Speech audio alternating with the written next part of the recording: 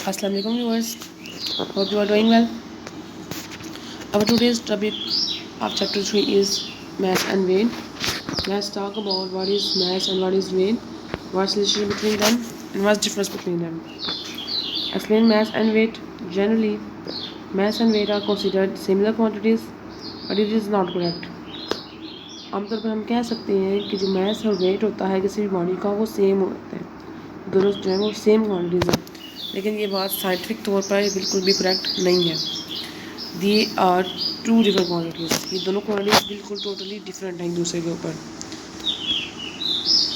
Mass of a body is the quantity of matter possessed by the body while weight of a body is the force of gravity acting on it. किसी भी body का mess उसकी वो quantity होती है जो कि matter की वजह से उसके ऊपर पोजेस की जाती है। अब मैटर के साथ आप फेमिलियर होंगे। मैटर की डेफिनेशन ये होती है, matter is defined anything that has mass and occupy space. किसी भी चीज़ का हर एक चीज़ मैटर होती है। किसी भी चीज़ की मैटर के बारे में बात ये होती है कि वो बॉडी कोई ना कोई जगह घेरे और उसका कोई ना कोई मैस हो।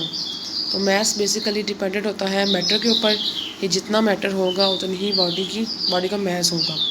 Well weight of body is the force of gravity, लेकिन जो बॉडी का जो वेट होता है वो उसकी फोर्स ऑफ ग्रेविटी होती है जो उसके ऊपर एक्ट कर रही होती है। जैसे कि अर्थ हमारे पर जो भी हमारे पास ग्रेविटी लगाएगी वो सारा का सारा क्या होगा, वेट होगा। अब वेट जो है वो मैस के साथ रिलेटेड होता है, वो भी इस तरह से कि weight W of a body of a mass M is related by the equation. इन दोनों के दरमियान में जो रिलेशनशिप है हम उसको एक इक्वेशन के साथ रिप्रेजेंट कर सकते हैं।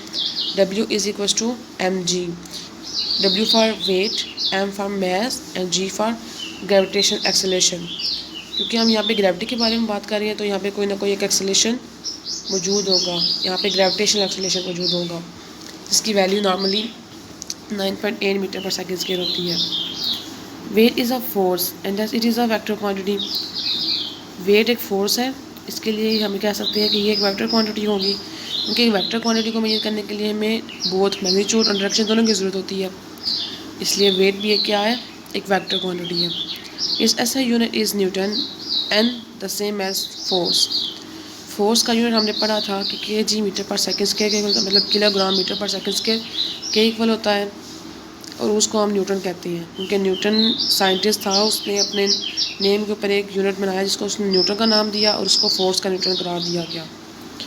तो फोर्स के लिहाज से अगर हम देखें तो उसका यूनिट न्यूटन है, तो ग्रेविटेशन एक्सेलरेशन के लिहाज से इसका यूनिट भी न्यूटन ही होगा, और ये एक वेक्टर क्वांटिटी है।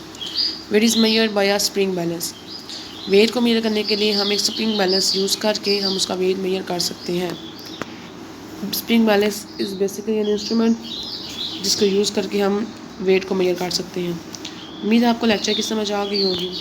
मज़ीद वीडियोज़ के लिए हमारे चैनल को लाइक और सब्सक्राइब कर दीजिए। Take care yourself. Thank you. Allah हाफिज़।